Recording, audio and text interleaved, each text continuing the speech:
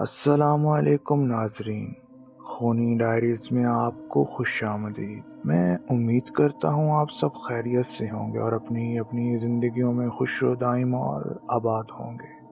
چلتے ہیں آج کی ہارر سٹوری کی طرف، جس کا عنوان ہے آسیبی مکان۔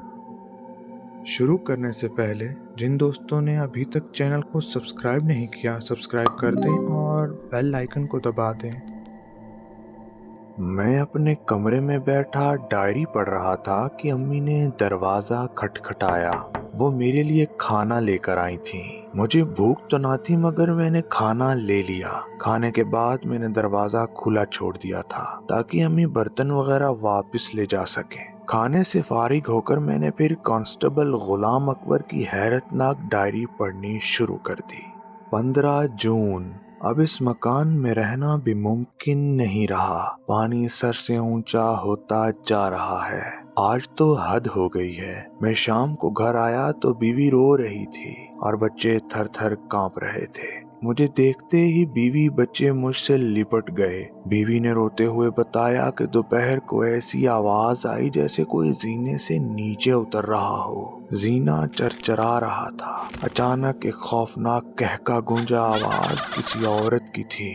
تعویذ میرے پاس تھا۔ میں کمرے سے نکلی تو دیکھا کہ زینے کے اوپر ایک بھیانک عورت کھڑی تھی۔ اس نے کالے رنگ کے میلے کپڑے پہنے ہوئے تھے۔ اس کے بال کھلے ہوئے تھے جن میں مٹی جمی ہوئی تھی۔ اس کے آگے کے 2 دانت بہت لمبے تھے جو منہ سے باہر نکلے ہوئے تھے۔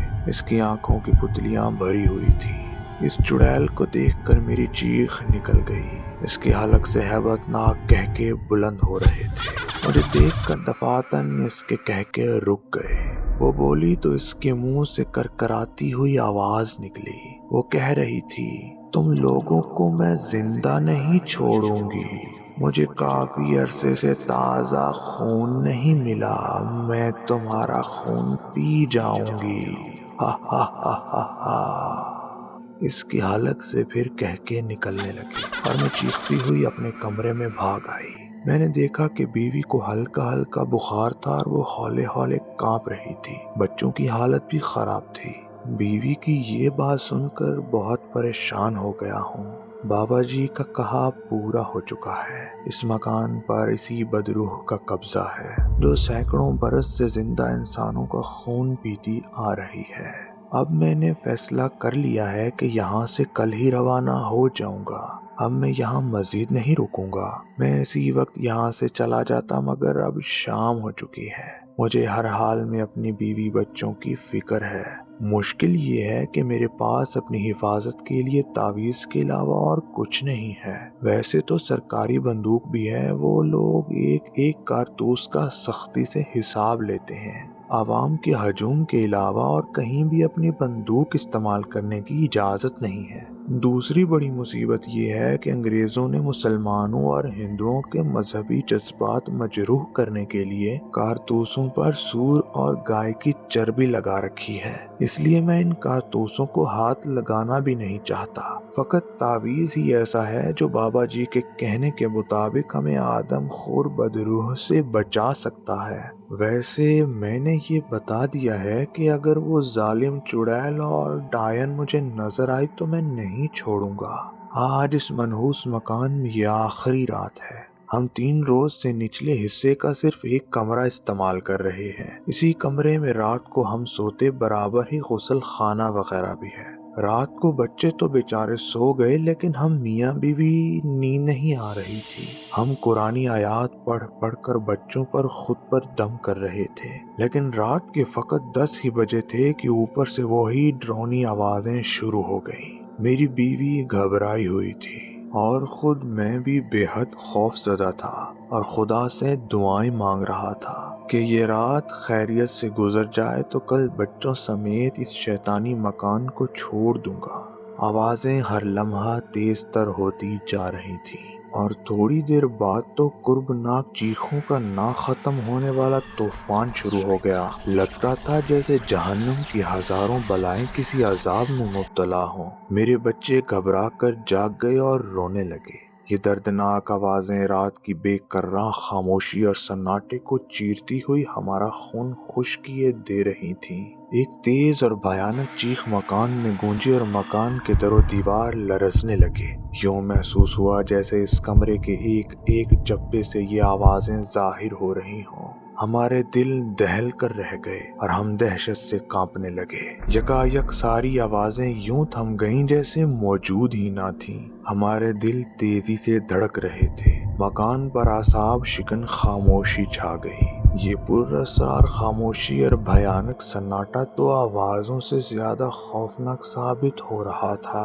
ہمارے اعصاب بری طرح متاثر ہونے لگے۔ اس وقت فضا ساکن ہو گئی تھی اور پوری عمارت پر ہو کا عالم طاری تھا۔ اس ہیبت ناک سناٹے میں خود ہماری اپنی سانسوں کی آواز ایسے محسوس ہو رہی تھی جیسے بہت سی بدروحیں کھڑی کانپ رہی ہوں۔ اچانک اوپر کی طرف سے ایک لرزہ خیز نسوانی چیخ گونجی اور ہم اچھل پڑے۔ پھر تو اوپر بھگدڑ مچ گئی جیسے زلزلہ آ گیا ہو۔ مسلسل چیخوں نے ہمارے اوسان خطا کر دیے تھے۔ بیوی بچے خوف سے تھر تھر کانپ رہے تھے۔ خود میرا دہشت کے مارے بہت برا حال تھا۔ ان بھیانک چیخوں سے کان پڑی آواز نہیں سنائی دے رہی تھی۔ میں نے چیخ کر بیوی بچوں کو تسلی دی اور کہا کہ گھبراؤ نہیں، جب تک میں موجود ہوں تم لوگوں پر کوئی آنچ نہیں آئے گی۔ اس وقت خود مجھے حیرت ہوئی جب میرے چیختے ہی ساری آوازیں یکے لخت یوں تھم گئیں جیسے مجھ سے ڈر گئی ہوں۔ وہی ہولناک خاموشی چاروں طرف چھا گئی، جیسے کائنات اچانک ساکت ہو گئی ہو۔ اگر اس وقت کوئی سکہ بھی نیچے گرتا تو اس کی آواز ہمیں دھماکے سے کم نہ سنائی دیتی۔ اس اعصاب کو جھنجھوڑنے والی خاموشی کو ختم کرنے کے لیے میں نے بآواز بلند کلمہ شہادت پڑھنا شروع کر دیا، جس نے اس وقت ہمارے دلوں کو بڑی توقیت ملی۔ میری بیوی بچے بھی بلند آواز سے کلمہ پڑھنے لگے، مگر ابھی 1 منٹ بھی نہ گزرا تھا کہ دفعتاً ایک ہیبت ناک کہکا سنائی دیا، جس نے ایک بار پھر ہمیں لرزہ براندام کر دیا۔ کہکے کی آواز ابھی معدوم بھی نہ ہوئی تھی کہ اچانک ایک دھماکے کی آواز آئی، جیسے کسی نے اوپر کے کسی کمرے کا دروازہ ایک جھٹکے سے بند کر دیا ہو۔ تھوڑی ہی دیر بعد باہر لکڑی کے زینے پر قدموں کی دھمک سنائی دی۔ پھر تو جیسے بھونچال آ گیا۔ لکڑی کا زینہ بری طرح چرچرانے اور قدموں کی دھمک اتنی زوردار تھی جیسے کوئی شاہزور چل رہا ہو۔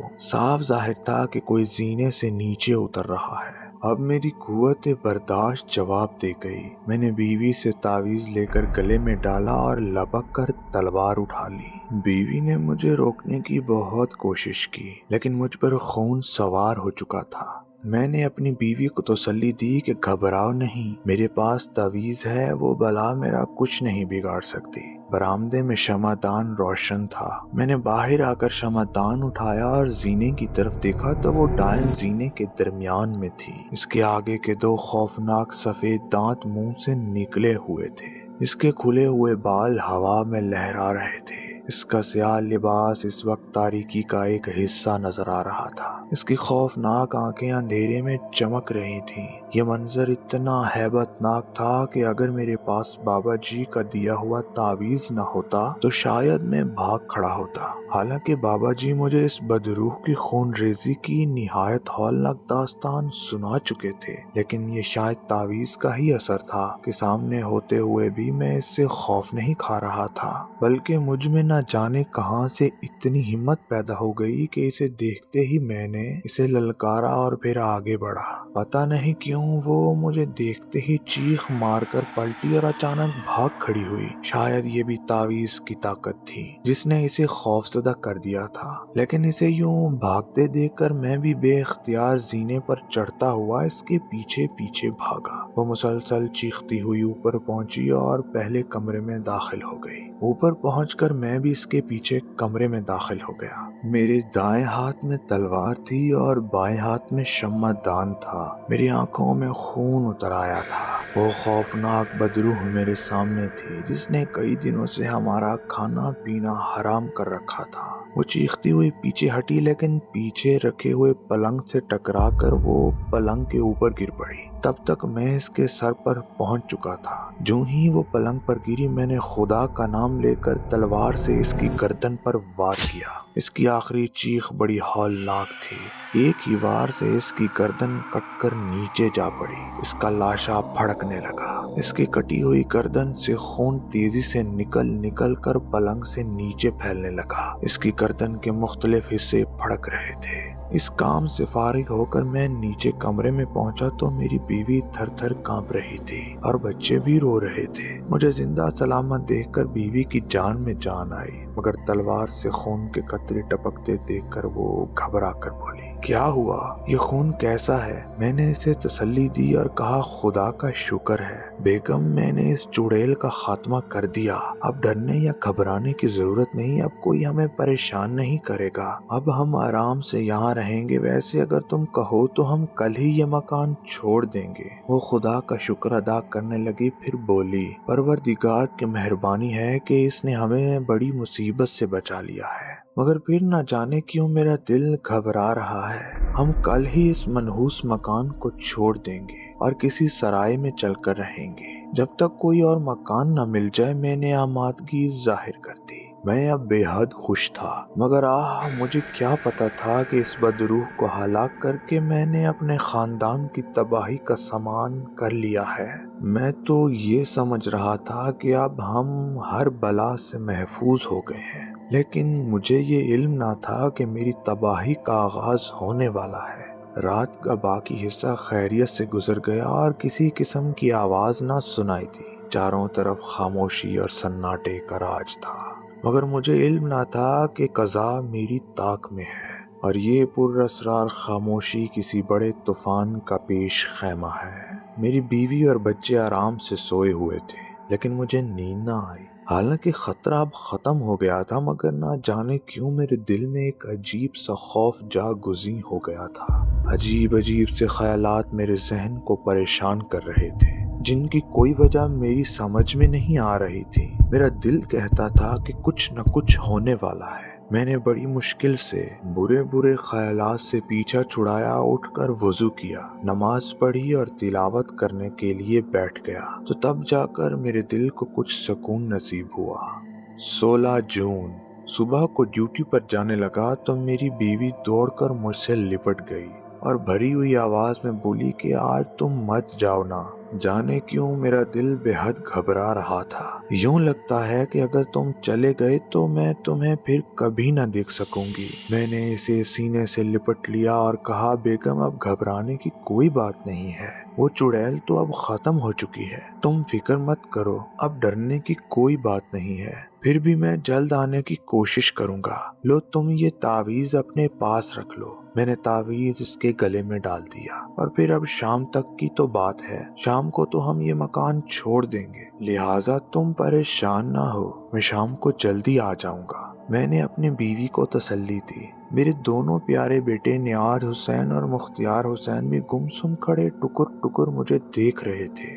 میں نے انہیں گلے لگا کر بھینچ کر پیار کیا تو وہ بھی مجھ سے لپٹ کر رونے لگے۔ میں بے حد حیران ہوا اور سوچنے لگا کہ آج میری بیوی اور بچوں کو کیا ہو گیا ہے، لیکن پھر میں نے سوچا کہ شاید رات کے خوفناک واقعے کا رد عمل ہے۔ میں نے بیوی کو تاکید کی کہ سامان وغیرہ باندھ کر رکھنا، میں جیسے ہی واپس آؤں گا ہم یہاں سے چلے جائیں گے۔ جب میں دروازے سے باہر نکلنے لگا تو میری بیوی مجھ سے لپٹ گئی اور رونے لگی۔ میرا دل دھک دھک کر رہا تھا اور میری آنکھوں میں بھی آنسو آ گئے۔ میں نے اسے اپنے سینے سے بھینچ لیا۔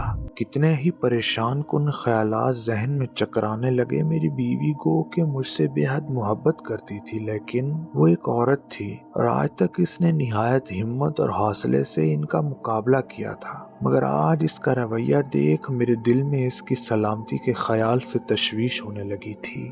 دل نے کہا کہ آج ڈیوٹی پر نہ جاؤں، لیکن آج کل ڈیوٹی بڑی سخت ہو گئی تھی۔ بڑے افسروں کو اطلاع ملی تھی کہ مسلمان اور ہندو انگریزوں کے خلاف تحریک چلانے والے ہیں، اسی لیے ہمیں ہوشیار رہنے کی تاکید کی گئی تھی۔ یہی وجہ تھی کہ میں ہر حالات میں ڈیوٹی دینے کے لیے مجبور تھا، ورنہ میری نوکری خطرے میں پڑ جاتی۔ میں نے پھر اپنی بیوی کو کو دلاسا دیا، اس کی پیشانی چومی اور شام کو تیار رہنے کو کہا۔ ایک بار پھر اپنے بچوں کو سینے سے لگا کر انہیں پیار کیا اور تینوں کو تسلی دے کر باہر نکل آیا۔ لیکن آج حسب معمول وہ تینوں دروازے پر کھڑے ہو گئے اور ہاتھ ہلا ہلا کر مجھے الوداع کہنے لگے۔ میرا دل بھر آیا اور بے اختیار ہو گیا، آنکھوں سے آنسو بہنے لگے۔ میں نے بھی ہاتھ ہلا کر انہیں الوداع کیا، نہ جانے کیوں میرا دل ڈوبنے لگا، جیسے ہمیشہ کے لیے انہیں الوداع کہہ رہا ہوں۔ میں ڈیوٹی پر تو پہنچ گیا، لیکن آج میرا کسی کام میں دل نہیں لگ رہا تھا۔ میرے ساتھی سپاہیوں نے پوچھا بھی کہ کیا بات ہے، آج خاموش ہو، مگر میں نے ان سے طبیعت کی خرابی کا بہانہ بنا دیا۔ میرا دھیان بار بار بیوی بچوں کی طرف جاتا رہا۔ میں ایک ایک لمحہ گن رہا تھا کہ کب وقت ختم ہو اور میں گھر پہنچ جاؤں، لیکن آج جیسے وقت ایک جگہ ٹھہر گیا تھا، ایک ایک پل صدیوں کی طرح گزر رہا تھا۔ آج ایک عجیب سی بے چینی، انوکھا اضطراب تھا، کسی پل قرار نہیں آ رہا تھا۔ سمجھ میں نہیں آ رہا تھا کہ آج یہ بے قراری کیوں ہے، جبکہ کوئی خطرہ بھی نہیں تھا۔ میں اپنے ہاتھوں سے اس بدروح کو جہنم واصل کر چکا تھا، تو پھر یہ بے چینی کس لیے تھی؟ میں نے جب اپنی حالت پر غور کیا تو میری سمجھ میں آیا کہ یہ رات کی ناخوشگوار واقعے کا اثر ہے، اور چونکہ میں رات سو نہیں سکا اس لیے طبیعت پر بوجھ ہے۔ مگر جوں جوں وقت گزرتا رہا، اداسی بڑھتی جا رہی تھی اور دل جیسے ڈوبتا جا رہا تھا۔ میں اس وقت ناقابل اذیت میں مبتلا تھا۔ آخر کار دوپہر کو جب بے قراری حد سے بڑھی تو میں نے اپنی بیماری کا بہانہ کر کے اپنے آفیسر سے جانے کی اجازت مانگی، اور جب بڑی مشکل سے اجازت ملی تو میں سیدھا گھر کی طرف روانہ ہو گیا۔ میرا خیال تھا کہ میرے بیوی بچے جانے کے لیے تیار بیٹھے ہوں گے اور میں انہیں اسی وقت لے کر کسی سرائے میں چلا جاؤں گا۔ اس وقت دن کے 2 بجے تھے۔ میں تیز تیز قدموں سے چلتا ہوا گھر کی طرف جا رہا تھا۔ میرا بس نہیں چل رہا تھا، ورنہ میں اڑ کر گھر پہنچ جاتا۔ راستہ تو وہی تھا، مگر آج پہلے سے کچھ لمبا لگ رہا تھا۔ بالآخر میں مکان کے قریب جا پہنچا۔ جب میں اندر داخل ہوا تو خلاف معمول آج پورے مکان پر ویرانی اور گہرا سناٹا چھایا ہوا تھا۔ میرا دل کسی انجانے خوف سے دھڑکنے لگا۔ یہ سناٹا مجھے کچھ غیر فطرتی سا محسوس ہوا۔ میں نے جیسے ہی کمرے کے اندر قدم رکھا، میرے اوزان خطا ہو گئے۔ کمرہ خالی تھا، وہاں نہ میری بیوی تھی نہ بچے تھے۔ ایک لمحے کے لیے میں اپنا ذہنی توازن کھو بیٹھا۔ پھر مجھے خیال آیا کہ شاید میری بیوی غسل خانے میں بچوں کو نہلا رہی ہو، لیکن غسل خانے میں پہنچتے ہی میرے پاؤں تلے سے زمین نکل گئی۔ وہاں بابا جی کا دیا ہوا تعویذ پڑا تھا، مگر بیوی اور بچے غائب تھے۔ تعویذ دیکھتے ہی میری آنکھوں کے آگے اندھیرا چھا گیا۔ چند لمحے بعد جب میرے حواس کچھ بحال ہوئے تو میں نے تعویذ اٹھا کر جیب میں رکھا۔ پھر میں بھاگتا ہوا وہاں سے نکلا اور بیوی بچوں کو آوازیں دیتا ہوا دوسرے کمرے میں گیا، مگر نیچے کے 5 کمرے خالی تھے۔ میرا دل تیزی سے دھڑکنے لگا۔ میں پاگلوں کی طرح بچوں کو پکارنے لگا، لیکن جواب میں اپنی ہی آوازوں کی باز گشت ویران دیواروں سے ٹکرا کر واپس آنے لگی۔ میرے ہوش و حواس رخصت ہونے لگے، دل و دماغ میں خوف کے بھنور اٹھنے لگے۔ سمجھ میں نہیں آ رہا تھا کہ بیوی بچے کہاں چلے گئے۔ کہیں ایسا تو نہیں کہ میری بیوی خوف زدہ ہو کر بچوں سمیت کہیں چلی گئی ہو، مگر کہاں، جبکہ یہاں قریب میں کوئی مکان موجود ہی نہ تھا۔ لیکن یہ بات دل کو نہیں لگ رہی تھی، کیونکہ خوف زدہ ہونے کے باوجود اب تک میری بیوی نہایت صبر اور دلیری سے یہاں رہتی تھی، اور اب تو خطرہ بھی ٹل چکا تھا، کیونکہ میں اس چڑیل کا خاتمہ کر چکا تھا۔ اب تو ڈرنے کی کوئی ضرورت ہی نہ تھی۔ البتہ ایسا ہو سکتا تھا کہ وہ اوپر پڑی ہوئی چڑیل کی لاش سے ڈر کر کہیں چلی گئی، مگر یہ بات بھی سمجھ میں نہیں آ رہی تھی، کیونکہ وہ جاتی تو کہاں جاتی، جبکہ اس پورے شہر میں قریب یا دور کا رشتہ دار نہیں رہتا تھا، کوئی جاننے والا بھی نہیں تھا، اور پھر غسل خانے میں تعویذ کا موجود ہونا یہ بتا رہا تھا کہ اسے کوئی حادثہ پیش آیا ہے۔ لیکن پھر بچے کہاں گئے؟ میرا دماغ کام نہیں کر رہا تھا۔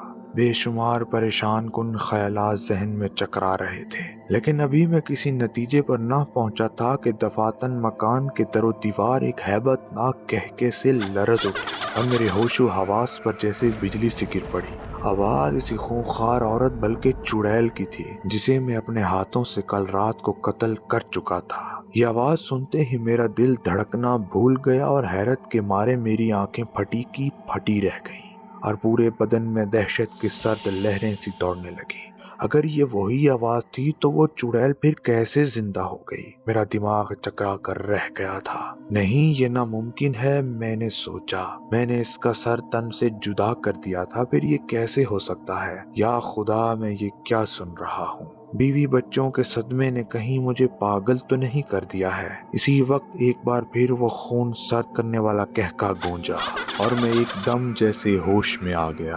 میں نے دیوار سے ٹنگی ہوئی تلوار اتاری اور تیزی سے باہر نکل گیا، مگر کمرے سے باہر نکل کر میری نظر جب لکڑی کے زینے پر پڑی تو میں نے ایک ایسا حیرت ناک اور ناقابل یقین منظر دیکھا جس نے مجھے سر سے پاؤں تک ہلا کر رکھ دیا تھا۔ تلوار میرے ہاتھ سے چھوٹ کر نیچے گر پڑی اور میں پتھر کے بت کی طرح ساکت کھڑا رہ گیا۔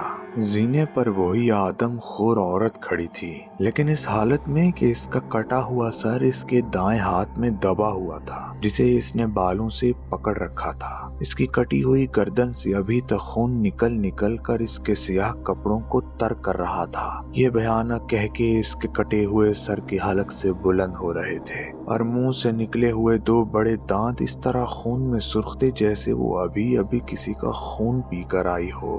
میں نے بدروحوں اور چڑیلوں کے سینکڑوں قصے سن رکھے تھے، لیکن یہ ڈائن تو سب سے زیادہ ہیبت ناک تھی، جو مرنے کے بعد بھی زندہ تھی اور کٹے ہوئے سر کے باوجود بھی چل پھر رہی تھی۔ میں اس وقت حیرت کے سمندر میں ڈوب گیا، لیکن مجھے اسے اتنا ڈر محسوس نہیں ہو رہا تھا اور یہ شاید تعویذ کا ہی اثر تھا، ورنہ دوسری صورت میں اگر میرے پاس تعویذ نہ ہوتا تو شاید میں دہشت سے مر جاتا۔ اچانک ایک خیال میرے ذہن میں آیا کہ کہیں اس بدروح نے تو میرے بیوی بچوں کو نقصان نہیں پہنچایا۔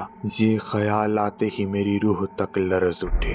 دفاتن اس کے کٹے ہوئے سر سے ایک غیر انسانی سی آواز بلند ہوئی، ہا ہا ہا ہا ہا، دیکھ لیا انجام مجھے قتل کرنے کا، ہا ہا ہا ہا۔ ارے مورخ، تم جسم کو مار سکتے ہو مگر روح کو قتل نہیں کر سکتے۔ دیکھ، میں تیرے سامنے اب بھی موجود ہوں، ہا ہا ہا ہا ہا۔ میں نے تجھ سے ایسا بھیانک انتقام لیا ہے کہ تو مرنے کے بعد بھی یاد رکھے گا، مگر ابھی میرا بدلہ پورا نہیں ہوا ہے۔ دیکھ، اپنی بیوی بچوں کا انجام دیکھ، ہا ہا ہا ہا ہا۔ اپنی بیوی اور بچوں کے بارے میں سن کر میں چیخ پڑا، ظالم چڑیل، کہاں ہے میرے بیوی اور بچے؟ مجھے بتاؤ، کہاں ہے میرے بچے؟ ہا ہا ہا ہا ہا، میں نے انہیں مار دیا، سب کو ختم کر دیا۔ میں نے تمہارے بچوں کا خون پی لیا، ان کا نرم گوشت بہت مزیدار تھا۔ یہ سنتے ہی میری آنکھوں تلے اندھیرا چھا گیا اور سانس جیسے رکنے لگی۔ میری پیاری بیوی اور معصوم بچوں کی شکلیں آنکھوں میں گھومنے لگیں اور بے اختیار آنکھوں سے آنسوں کی برسات ہونے لگی۔ یوں محسوس ہوا جیسے کوئی میرے دل کو ہاتھوں سے مسل رہا ہو۔ بے گناہ بیوی بچوں کا یہ بھیانک انجام سن کر روح کانپنے لگی اور دل و دماغ جیسے بجلی کی لپیٹ میں آ گئے تھے۔ میرا جسم خزاں رسیدہ پتے کی طرح لرزنے لگا۔ اب میری سمجھ میں آیا کہ اس کی باجوں سے خون کیوں بہہ رہا تھا۔ مجھے اپنے جسم سے جان نکلتی ہوئی محسوس ہوئی، ٹانگوں میں کھڑے ہونے کی طاقت ہی نہ رہی اور میں بے اختیار زمین پر بیٹھتا چلا گیا۔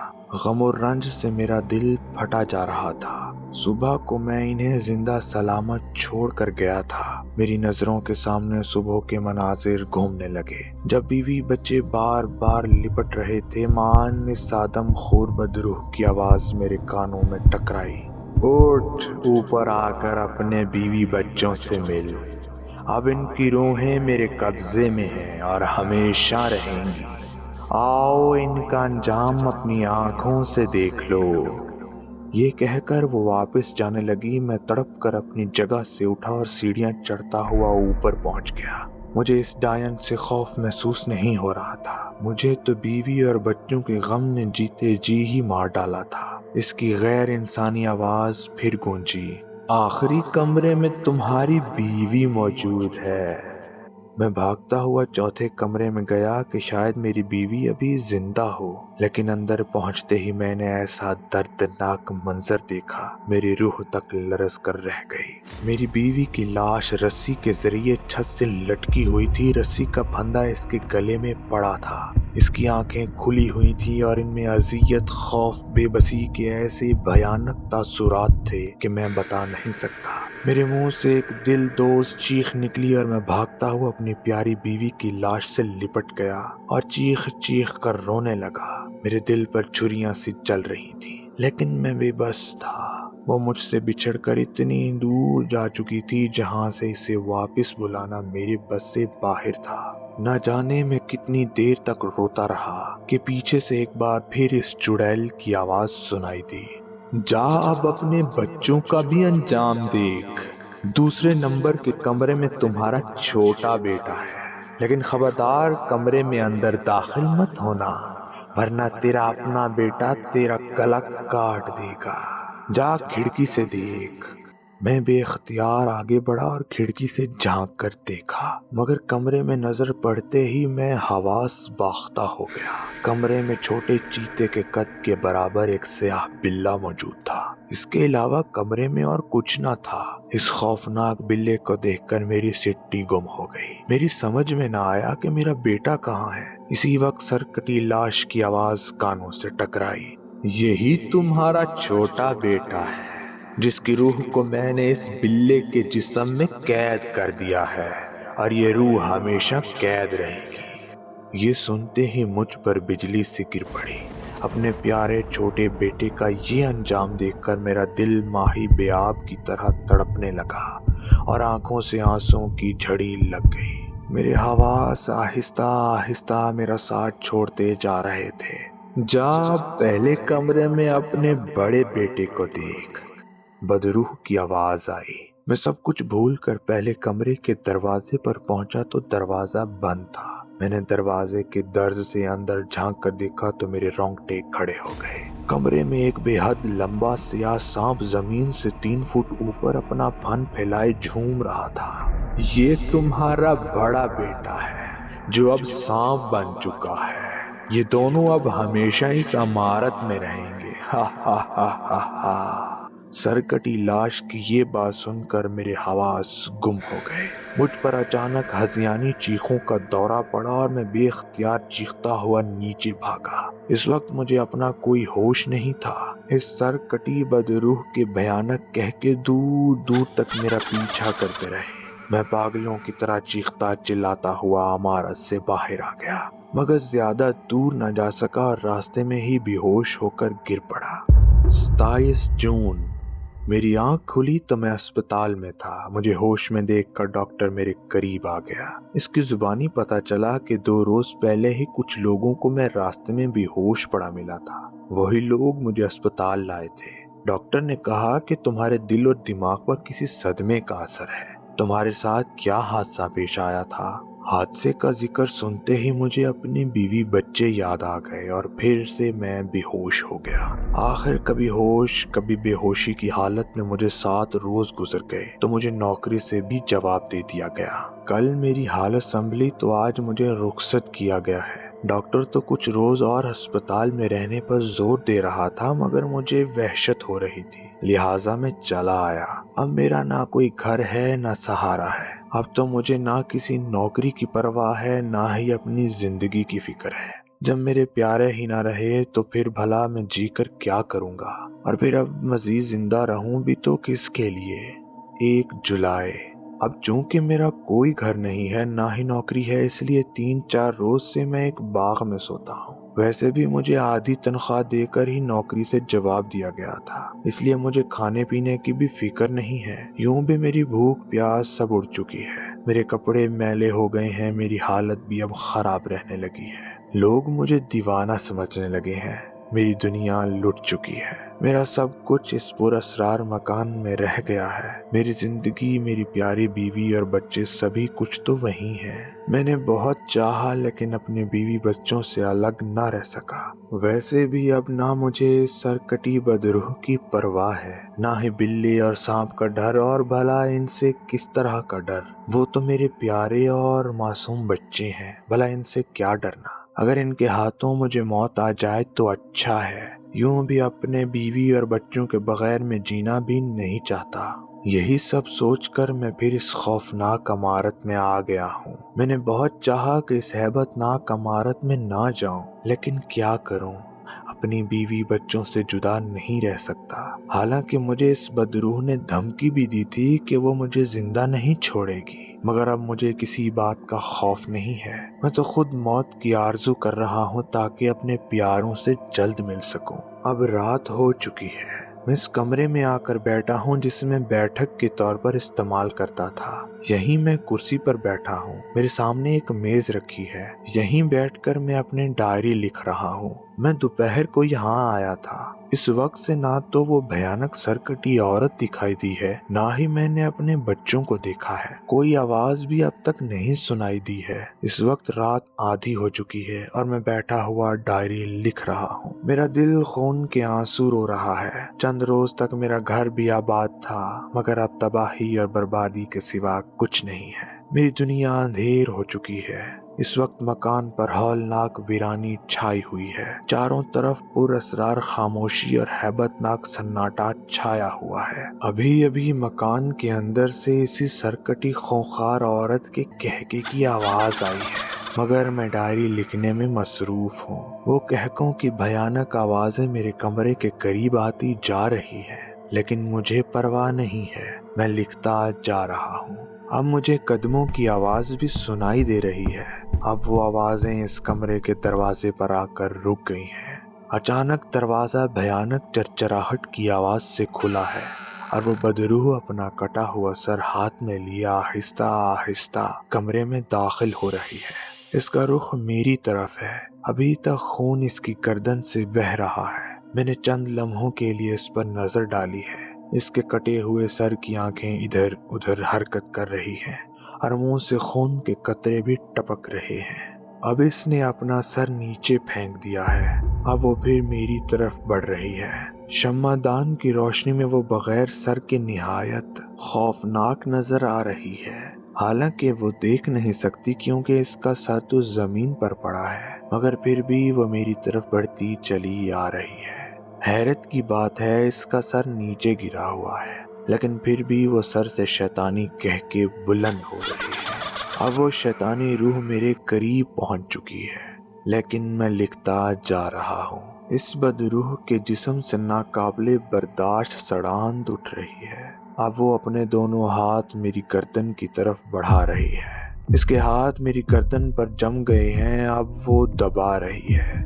मेरा दम अब यहाँ पर पहुंचकर डायरी के सफ़े पर एक टेढ़ी लकीर नीचे तक चली गई थी। इसके और डायरी के बाकी सफ़ात खाली थे, जिससे अंदाज़ा लगाया जा सकता था कि इसके बाद कांस्टेबल गुलाम अकबर मर गया। यानी डायरी लिखते हुए बदरूह ने इसका गला घोंट दिया। यहाँ पहुंचकर रशीद रुक गया। हम हैरत से मुंह फाड़े रशीद की हैरतनाक काबीती सुन रहे थे।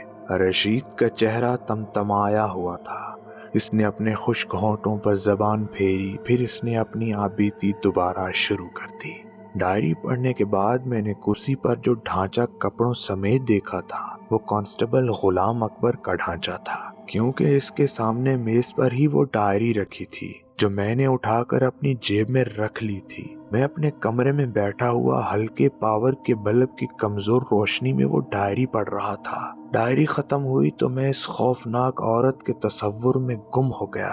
अब मुझे मालूम हो गया था कि वो खूंखार बिल्ला और सांप कौन थे और वो रस्सी के जरिए छत से लटकने वाली लाश किसकी थी। फिर मुझे वो सरकटी भयानक लाश याद आ गई, जिसने खुद मुझे भी एक कमरे में घेर लिया था और मैंने बड़ी मुश्किल से इस कमरे से भागकर अपनी जान बचाई थी। डायरी पढ़ने के बाद मुझे वो सारे हैरतनाक वाकयात एक एक करके याद आने लगे। جنہیں میں بڑی مشکل سے اپنے ذہن سے نکالنے میں کامیاب ہوتا جا رہا تھا، مگر اب ایک بار پھر مجھے وہ اذیت ناک لمحات پوری شدت سے یاد آ گئے تھے۔ اس وقت میں خود کو تصور میں پھر اس بھیانک عمارت میں موجود پا رہا تھا۔ میرے دل و دماغ جو پہلے ہی کمزور ہو چکے تھے اب پھر متاثر ہوتے جا رہے تھے۔ میں مکمل طور پر ان عبرت ناک مناظر میں کھو چکا تھا۔ میں اپنے قرب و جوار کے ماحول سے اس قدر بے خبر ہو گیا تھا کہ مجھے یہ بھی یاد نہ رہا کہ اس وقت میں اپنے گھر اور اپنے کمرے میں موجود ہوں۔ ایسے عالم میں جب مجھے وہ آدم خور مکھیاں یاد آئیں، لٹکی ہوئی لاش سے چمٹی ہوئی تھی، اور جب اس لٹکی ہوئی لاش کی کھلی ہوئی آنکھیں میرے تصور میں آئیں تو میری چیخ نکل گئی اور میں کانپنے لگا۔ اسی وقت مجھے اس کی وہ بھیانک مسکراہٹ بھی یاد آئی جو سیڑھیوں پر مجھے دیکھ کر اس کے ہونٹوں پر بکھری تھی۔ لیکن پھر مجھے وہ خون اشام خون یاد آیا جس نے سانپ کی طرح میرا پیچھا کیا تھا، تو میرے حواس جواب دے گئے۔ اس وقت امی جان میری چیخ سن کر میرے کمرے میں آ گئیں۔ ان کے بال بکھرے ہوئے تھے اور جسم پر میلا سا سیاہ لباس تھا۔ انہیں دیکھ کر میرا دماغ ایک دم الٹ گیا۔ مجھے یوں لگا جیسے وہ خوفناک بدروح میرے سامنے آ کر کھڑی ہو گئی ہے۔ میرے اوزان مکمل طور پر خطا ہو گئے۔ میں نے اپنی ماں کو بدروح سمجھا اور اچانک چیختے ہوئے ان پر حملہ کر دیا۔ میری حالت دیکھ کر امی خوف زدہ ہو گئیں۔ ان کی آنکھیں پھٹی کی پھٹی رہ گئیں اور میرے اچانک حملے پر وہ بھی بری طرح چیخنے لگیں۔ ان کی کئی چیخیں سن کر میری حالت اور خراب ہو گئی اور میں مکمل طور پر پاگل ہو گیا۔ اس دن کے بعد جو عورت بھی میرے سامنے آئی میں اسے بدروح سمجھ کر اس پر حملہ کر دیتا۔ آخر کار پہلے پولیس نے پکڑا اور تشدد کر کے میرا دماغ اور خراب کر دیا اور خطرناک پاگل سمجھ کر مجھے یہاں لایا گیا۔ تب سے میں یہاں ہوں اور اللہ کا کرم ہے کہ اب بالکل ٹھیک ہوں۔ اپنی آپ بیتی ختم کر کے رشید دیر تک لمبے لمبے سانس لیتا رہا۔ آہستہ آہستہ اس کی حالت اعتدال پر آ گئی۔ آخر میں رشید بولا، سلیم صاحب یہ کہانی بالکل سچی ہے اور اس کا ثبوت وہ ڈائری ہے جو آج بھی میرے پاس محفوظ ہے۔ تمام دوستوں سے گزارش ہے کہ چینل کو سبسکرائب کر دیں، ویڈیو کو لائک کر دیں اور بیل آئیکن کو دبا دیں۔